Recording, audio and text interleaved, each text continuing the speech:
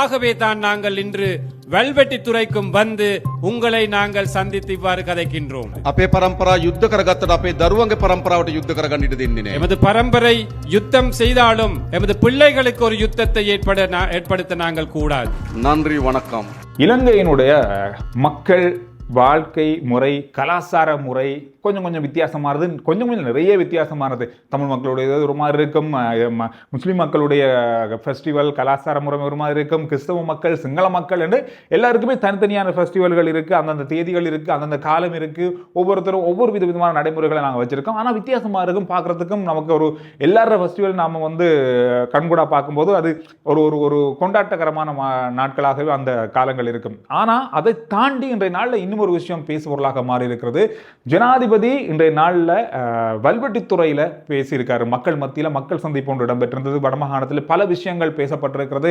இதில் சொல்லப்பட்ட ஒரு விஷயம் இன்றைக்கு பேசு பொருளாக மாறி இருக்கு. அதில் சொல்லப்பட்ட விஷயம்தான் இந்த எல்லா கலாச்சார மக்களுடைய ஒருமைப்பாட்டை அல்லது அவங்களுடைய கலாச்சாரத்தை பிரதிபலிக்கிற மாதிரி அல்லது எல்லாருமே சேர்ந்து கொண்டாடுற மாதிரியான ஒரு ஃபெஸ்டிவல் நாளை இலங்கையில் கொண்டாடுறதுக்கான அனுமதி வழங்கப்பட்டிருக்கு. இது அக்டோபர் மாதத்தில் வரும்னு சொல்கிறாங்க. இது என்ன தேதின்னு சொல்லி இன்னும் சொல்லப்படாவிட்டாலும் இது ஒரு மக்களுடைய ஒற்றுமையையும் இனி இன மத வேதம் இல்லாமல் மக்கள் வாழக்கூடிய ஒரு வகையை உருவாக்குறதுக்கான ஒரு விஷயமாக இந்த ஃபெஸ்டிவல் இருக்கும் அப்படின்னு சொல்கிறாங்க. இது வித்தியாசமான ஒரு கலாச்சார முறைமையாக இலங்கையில் இருக்கும் அப்படின்னு சொல்லப்படுது. எனவே இந்த வருஷம் அது நடக்கும் அப்படின்ற மாதிரி சொல்கிற ஒரு விஷயம் என்று பல சோஷியல் மீடியாக்களையும் செய்தித்தளங்கள்லையும் பார்க்கக்கூடியதாக இருந்தது. அதை தாண்டி ஜனாதிபதி இன்றைய நாளில் வடமாகாணத்தினுடைய ஒரு விஜயத்தில் அபிவிருத்தி கூட்டத்தில் பங்கு கொண்டிருக்கார். அதில் பல தீர்மானங்கள் எடுக்கப்பட்டிருக்கு. அதோட வல்வெட்டித்துறையில் ஒரு அரச தலைவர் வடமாகாணத்துக்கு போகிறது அல்லது மக்களை சந்திக்கிறது அல்லது யாழ்ப்பாணத்துக்கான விஜயம் செய்கிறதுன்றது மிக மிக குறைவான விஷயம். கடந்த காலங்கள் நாங்கள் பார்த்துருக்கோம். ஆனால்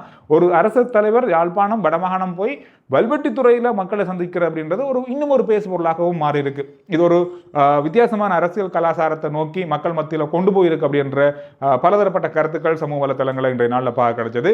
அபிவிருத்தி கூட்டத்தில் இன்றைய நாளில் எடுக்கப்பட்ட சில முக்கியமான விஷயங்களை சுருக்கமாக பார்த்துட்டு இந்த வீடியோக்கு நாங்கள் போகலாம்.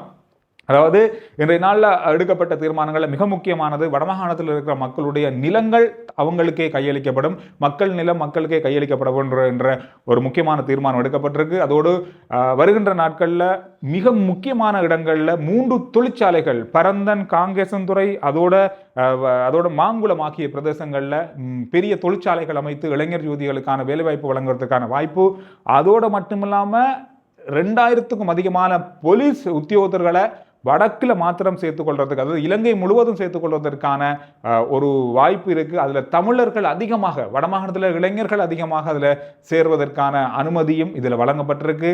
அதோடு மட்டுமில்லாமல் இலங்கையினுடைய இப்போ இருக்கிற அபிவிருத்திகளில் வடமாகாணம் ஒரு பகுதியாக இருக்கணும் அல்லது யாழ் மாவட்டம் ஒரு பகுதியாக இருக்கணும் அப்படின்ற ஒரு தீர்மானம் எடுக்கப்பட்டிருக்கு. இந்த மாதிரி பல விஷயங்கள் இதில் பேசப்பட்டிருக்கு. முழுமையாக அவர் என்ன பேசினார் வல்வெட்டித்துறையில் வைத்து மக்கள் மத்தியில் கொடுக்கப்பட்ட வாக்குறுதிகள் என்ன அப்படின்றத முழுமையாக இந்த வீடியோவில் பார்க்கலாம். இது ஒரு 40 நிமிஷம் அவர் பேசியிருந்தார். நான் அப்படியே சுருக்கி ஒரு 10-12 நிமிஷத்தில் கொண்டு வந்திருக்கேன். මේ යාපනයේ දිස්ත්‍රික්කයේ විශාල ජනතාවක් අප කෙරෙහි විශ්වාස තබලා ඡන්දෙ දුන්නා. தேசிய மக்கள் சக்தியின் வெற்றிக்காக பாடுபட்டு கஷ்டப்பட்டு எங்களுக்கு ஒத்துழைப்பை வழங்கிய தொடர்பாக அனைத்து மக்களுக்கும் இந்த நேரத்திலே நன்றியை தெரிவித்துக் கொள்கின்றேன். தேசிய மக்கள் சக்தியின் ஒரு அரசாங்கத்தை அமைப்பதற்காக மட்டும் வழங்கிய ஒரு வாக்கு அல்ல. பாராளுமன்ற உறுப்பினர்களை பாராளுமன்றத்திற்கு அனுப்பி ஒரு அரசாங்கத்தை அமைப்பதற்காக ஒத்துழைப்பு வழங்கினீர்கள். அது எமக்கு பெரிய ஒரு சக்தி ஆகியது. அதையும் விட மிகப்பெரிய சக்தி தான் இந்த நாட்டிலே மக்கள் அனைவருமே ஒன்று சேர்ப்பதற்காகவும் மிகப்பெரிய சக்தியாக நாங்கள் இந்த தேர்தல் முடிவுகளிலே காண்கின்றோம். සියලු ජනතාවගේ විශ්වාසය දිනාගත්තු ආණ්ඩුවක්. பல வருட காலமாக, பல தசாப்தங்களாக எமது நாட்டில் எவ்வாறான ஒரு அரசாங்கம் இருந்தது. வடக்கிலே ஒரு தனியான அரசியல், தென்பகுதியிலே இன்னொரு தனியான அரசியல், மலையகம் அல்லது கிழக்கு மேற்கு தனித்தனியான அரசியல் தான் காணப்பட்டதாக இருந்தது. எமது நாட்டிலே பழைய அரசியல்வாதிகள், எங்களுக்கு முன்னிருந்த அரசியல்வாதிகள் மக்களை பிரித்துத்தான் அரசியலை செய்தார்கள். ඒක කොච්චර බෙදුවද කියනවනම් යුද්ධයක් ඇති වෙනකම් බෙදුවා. ஒரு யுத்தம் உருவாகும் அளவுக்கு மக்களை பிரித்தாளும் கொள்கையை உட்படுத்தினார்கள். ඒ නිසා අපේ පරම්පරාව යුද්ධ කරගත්තා.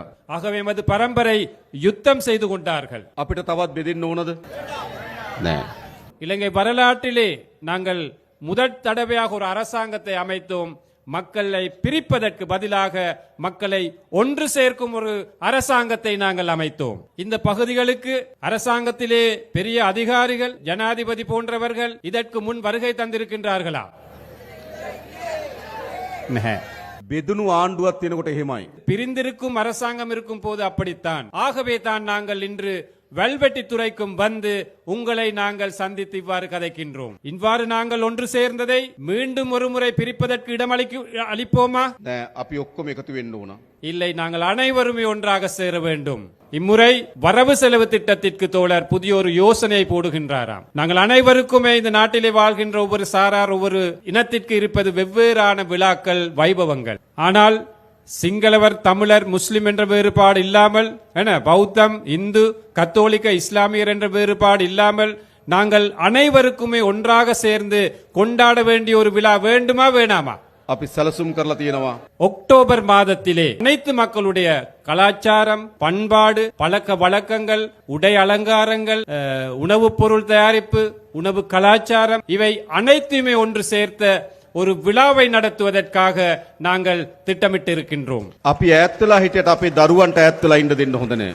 எமது பிள்ளைகளுக்கு அந்த பிரிப்பதற்கான சூழலை நாங்கள் உருவாக்க கூடாது. අපේ පරම්පරාව යුද්ධ කරගත්තට අපේ දරුවන්ගේ පරම්පරාවට යුද්ධ කරගන්න ඉඩ දෙන්නේ නෑ. எமது பரம்பரை யுத்தம் செய்தாலும் எமது பிள்ளைகளுக்கு ஒரு யுத்தத்தை ஏற்படுத்த நாங்கள் கூடாது. வடக்கு, தெற்கு, கிழக்கு, மேற்கு என்ற அனைத்து பகுதிகளிலுமே உள்ள பிள்ளைகளை ஒன்று சேர்க்கும் ஒரு தேசிய விழாவாக நாங்கள், தேசிய அரசாங்கத்தின் முடிவுகளாக இதை நாங்கள் முன்னெடுப்போம்.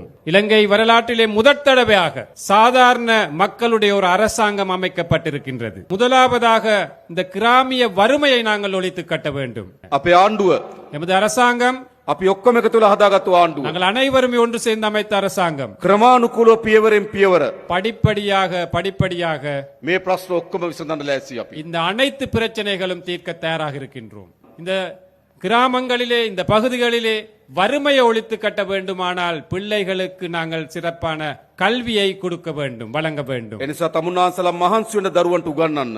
ஆகவே நீங்களும் உங்களோட பிள்ளைகளுக்கு படிப்பிப்பதற்காக ஒத்துழையுங்கள், செயற்படுங்கள். දුප්පත් භාවයෙන් අපි මිදමු, දරුවන්ට උගන්වමු.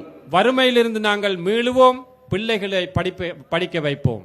பிள்ளைகளுக்கு, மாணவர்களுக்கு நாங்கள் தொழில் வாய்ப்புகளை வழங்க வேண்டும். අපි සැලසුම් කරලා තියෙනවා මේ යාපනයේ දිස්ත්‍රික්කයේ அதே போன்று நாங்கள் எதிர்பார்க்கின்றோம் இந்த வட மாகாணத்திலே புதிய தொழில் பேட்டைகள், கைத்தொழில் மையங்கள் 3 அமைப்பதற்கு. කංකසන්තුරේ, පරන්තන්, මාංකුලම්. 3 புதிய தொழில் பேட்டைகள் அல்லது பொருளாதார மையங்களை நாங்கள் அமைக்க திட்டமிட்டிருக்கின்றோம். අපි විදේශගත ශ්‍රී ලාංකිකයන්ට ආරාධනා කරනවා වගේ ආයෝජනය කරන්න එන්න කියලා. வெளிநாடுகளில் இருக்கும் இளைஞர்களுக்கு, புலம்பெயர் இளைஞர்களுக்கு அவற்றில் முதலீடுகள் செய்ய வாருங்கள் என்று. ඒ වගේම මේ අවුරුද්දේ අපි රජයේ පුරප්පාඩු පුරවන්නත් බලාපොරොත්තු වෙනවා. அதே போன்று இந்த வருடத்திலே நாங்கள் அரச துறையில் இருக்கும் வெற்றிடங்களை நிரப்புவதற்கும் எதிர்பார்க்கின்றோம். எமது போலீஸ் துறை எடுத்துக்கொண்டால், காவல்துறை எடுத்துக்கொண்டால் மிகப்பெரிய வெற்றிடம் ஒன்று இருக்கின்றது. தமிழர்கள் போலீஸ் துறையிலே குறைவாகத்தான் இருக்கின்றார்கள். අපි මේ අවුරුද්දේ நாங்கள் எதிர்பார்க்கின்றோம் கிட்டத்தட்ட 2000 பேர் போலீஸ் துறைக்கு இணைத்துக் கொள்வதற்காக நாங்கள் இங்கிருக்கும் தமிழ் இளைஞர்களை நாங்கள் அழைக்கின்றோம். போலீஸ் துறையிலே நாங்கள் இணைந்து செயல்படுவோம் என்று. මොකද කියලා ලෑස්තිද? நீங்கள் தயாரா? ඔව්. அந்த மொழியிலே, அந்த கிராமத்தில் வாழும் மக்களிட மொழியில் கதைக்கும் அந்த அதிகாரிகள் தேவை. அதே போன்று எங்களுக்கு தெரியும், இந்த பகுதிகளில் கூட பாரிய அளவிலே போதை வஸ்து, இந்த பாவடை, அந்த விஸ்தரிப்பு நடந்து கொண்டிருக்கின்றது. இளம் சமுதாயம் இந்த போதை வஸ்துக்கு பெருமளவாக அடிமைப்பட்டு வருகிறார்கள். අපි මේක නතර කරන්න இதை நிறுத்துவதற்காக நாங்கள் பெரும் சக்தி வாய்ந்த ஒரு திட்டத்தை நாங்கள் முன்னெடுத்து வருகின்றோம். හැබැයි ඔයගොල්ලන්ගේ සහයත් අවශ්‍යයි. ஆனால் அதற்கு உங்களுடைய ஒத்துழைப்பும் எங்களுக்கு தேவைப்படுகின்றது. අපි එකතු වෙලා මේ මද්ද්‍රව්‍ය තුරන් කරමු. நாங்கள் ஒன்றிணைந்து இந்த போதை வஸ்து பிரச்சனையை தோற்கடிப்போம். அதே போன்று இந்த யாழ் மாவட்டம் அல்லது வடமாகாணத்தை எடுத்துக்கொண்டால் காணி பிரச்சனை என்பது பெரிய ஒரு பிரச்சனையாக இருக்கின்றது. අපේ ප්‍රතිපත්තිය ජනතාවගේ ඉඩම් ජනතාවට ලබා දිය යුතුයි. எமது கொள்கை மக்களுடைய காணியை மக்களுக்கு வழங்க வேண்டும் என்பது. பாதுகாப்புக்கு, அபிவிருத்திக்கு காணியை எடுத்துக்கொள்ளும் உரிமை அரசாங்கத்துக்கு இருக்கின்றது. ඒත් බොරුවට ඉඩම් තියාගෙන ඉන්න බෑ. ஆனாலும் பொய்யுக்கு காணியை அரச தரப்பிலே வைத்துக் கொள்வது தவறு. எங்களுக்கு தெரியும், இன்னமும் கிட்டத்தட்ட 1500 குடும்பங்கள் இன்னமும் அகதி முகாம்களில் அல்லது இடம்பெயர் முகாம்களிலே வாழ்கின்றார்கள். පුද්ගලයන් நபர்கள் மன்னிக்கணும். ஆகவே அவர்களுக்கும் நிரந்தரமான வீடுகள் வீட்டு வசதிகளை செய்து கொடுப்பதற்காக நாங்கள் முடிவெடுத்திருக்கின்றோம். நாங்கள் காணி பிரச்சனை தீர்க்கின்றோம். අපි අද දිස්ත්‍රික් සංවර්ධන කමිටුව කැඳෙව්වා. அந்த கூட்டத்திலே கேட்டிருக்கின்றார் எவ்வளவு நிதி தேவை, அந்த பாதைகளை புனரமைப்பதற்கு புதிதாக அமைப்பதற்கு எவ்வளவு நிதி தேவை, அந்த நிதியை இந்த வருடத்திலே வரவு செலவு திட்டத்திலே வழங்குவோம் என்று தோழர் வாக்குறுதி මේ அளிக்கின்றார். පාරවල් ටික හදන්න ඕන. அந்த பாதைகளை அமைக்க வேண்டும், හොඳ පානීය වතුර දෙන්න ඕන. சிறப்பான குடிநீர் வசதியை கொடுக்க வேண்டும். ඒවා තමයි ජනතාවගේ ප්‍රශ්න. அவைதான் மக்களுடைய பிரச்சனைகள். நாங்கள் ஒரு அரசாங்கத்தை அமைத்திருக்கின்றோம். எதற்காக? ජනතාවගේ ප්‍රශ්න විසඳන්න ආණ්ඩුවක්. மக்களுடைய பிரச்சனைகளை தீர்ப்பதற்கான அரசாங்கம். ක්‍රමානුකූලව படிப்படியாக මේ දීවරය මුහුණ දී තිබෙන ගැටලුව අපි විසඳන්න කටයුතු කරනවා. இந்த கடற்தொழிலாளர்கள் மீனவர்கள் முகம் கொடுக்கும் பிரச்சனைகளை நாங்கள் தீர்ப்போம். මේ මුහුද තමුන් වහන්සේලාගේ මුහුද. இந்த கடற்பரப்பு என்பது உங்களுடைய கடல். මාළුවන් අල්ලන්න අයිතිය තියෙන තමුන් වහන්සේලාට. மீன் பிடிக்கும் உரிமை இருப்பது உங்களுக்கு. මේ කංකසන්තුරෙත් හදලා තියෙනව නේද ජනාධිපති මන්දිරය. காங்கேசன் துறையிலையும் இருக்குதானே ஜனாதிபதி மாளிகை ஒன்று. දැකලා තියෙනව නේද? கண்டிருக்கிறீங்களா? மயிலட்டி මයිලිටි ප්‍රදේශයේ තියෙනවා. ඔව්. මෙහෙට ජනාධිපති මන්දිරයක් ඕනද? இங்க ஜனாதிபதி மாளிகை ஒன்று தேவையா? මට නම් එපා. ஓ, தோழருக்கு வேணாமா? ඕගොල්ලන්ට ඕනද? உங்களுக்கு வேணுமா? வேண்டாம். මට එපා. இன்று மாவட்ட செயலாளருக்கும் அதே போன்று ஆளுநர் அவர்களுக்கும் கூறினாராம், அந்த மாளிகை தொடர்பாக எதிர்காலத்தில் அதை எப்படி பராமரிப்பதற்கான உரிய திட்டம் ஒன்று அமையுங்கள், அதற்கு ஆதரவு அளிக்கிறோம் என்று. හොඳද? நல்லமா? ඒක යුනිවර්සිටි එකක් දාන්න හොඳයි නම් අපි ඒක කරමු. ஓ, அதுல பல்கலைக்கழகம் ஒன்று போட வேணுமா இருந்தா அதுக்கு சப்போர்ட் பண்றோம். සංස්කෘතික මධ්‍යස්ථානයක් දාන්න ඕන නම් ඒක කරමු. கலாச்சார ஒரு மண்டபமாக அமைக்க வேண்டும் என்றால் அதற்கு ஆதரவு தெரிவிக்கிறோம். හොඳයිනේ. நல்லமா?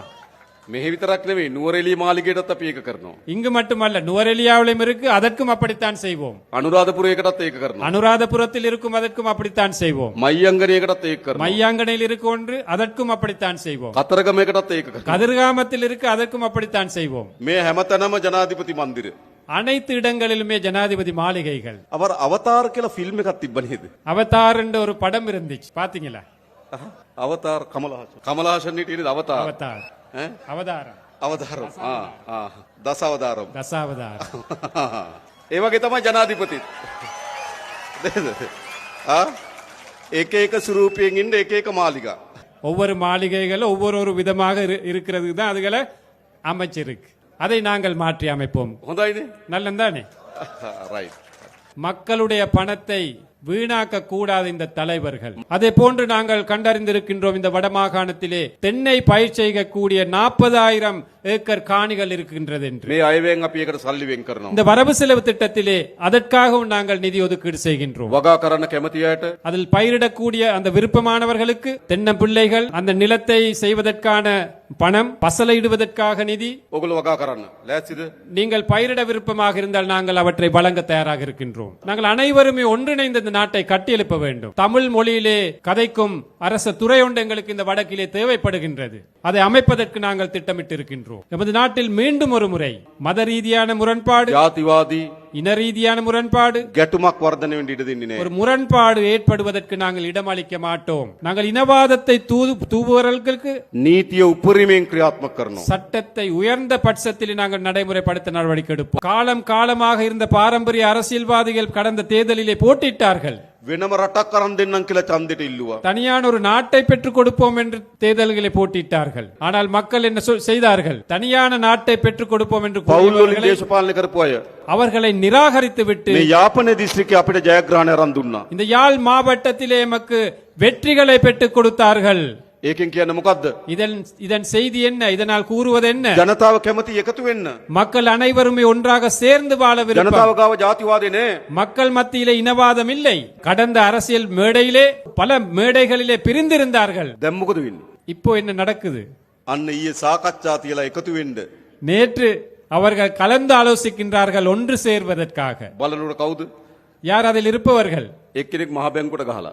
ஒருவர் மத்திய வங்கியை கொள்ளையடித்தவர், இன்னொருத்தர் ஆஸ்திரேலியாவில் ஒரு வெள்ளை அந்த குடிமகனை ஏமாத்தியவர். இந்த அனைவருமே ஒன்று சேர்ந்து இருக்கிறார்கள். எதற்காக?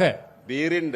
தப்புவதற்காக, அதிலிருந்து தப்புவதற்காக. அவர்கள் ஒன்று சேர்ந்தாலும் மக்கள் என்ற அடிப்படையில் நாங்கள் ஒன்று சேர்ந்து இருக்கும் வரையும் அவர்களுடைய எதிர்பார்ப்பை நிவர்த்தி செய்ய முடியாது. ඒගොල්ලෝ උත්සාහ කරන්න එකතු වෙලා පරීක්ෂණ කරන එක නතර කරන්න. அவர்கள் முயற்சிப்பது அவர்கள் ஒன்று சேர்ந்து இந்த விசாரணைகள் நடத்துவதை நிப்பாட்டுவதற்காக இந்த ஊழல் மோசடியாளர்களுக்கு தண்டனை வழங்கும் அந்த செயற்பாட்டை கட்டாயமாக நாங்கள் முன்னெடுப்போம். අපිට විශාල සතුටක් තියෙනවා. நமக்கு மிகப்பெரிய ஒரு மகிழ்ச்சி இருக்கின்றது. මේ වැලිවැටි තුරේ இந்த வெல்வெட்டி துறையிலே මේ දහස් ගණනක් අම්මලා තාත්තලා එකතු වෙලා இந்த ஆயிரக்கணக்கான பெற்றோர்கள் இணைந்து අපිට සවන් දෙන්න අවිල්ලා තියෙනවා. எம்மை செவிமடுப்பதற்காக අපිට வந்திருக்கின்றீர்கள். කතාබහ කරන්න අවිල්ලා තියෙනවා. எம்மோட கலந்தாலோசிப்பதற்கு வந்திருக்கிறீர்கள். අපි විශ්වාස කරලා තියෙනවා. எம்மை நம்பி வந்திருக்கிறீர்கள். මේක සතුටුයි ගොඩක්. இது மிகவும் மகிழ்ச்சியாக இருக்கின்றது. බොහොම ස්තුතියි හැම දිනාටම. அனைவருக்குமே மிகவும் நன்றி. நன்றி வணக்கம். ஜனாதிபதியினோட உரை எப்படி இருந்தது, என்னென்ன விஷயங்கள் உங்களுக்கு தெரியுது, உங்களுக்கு தெரிந்த விஷயங்களை அவர் சொன்ன விஷயத்துல இருந்து நீங்க என்ன நினைக்கிறீங்க அப்படின்றத கருத்துக்களை பதிவிடுங்க. அடுத்த வீடியோல நான் உங்களை சந்திக்கிறேன்.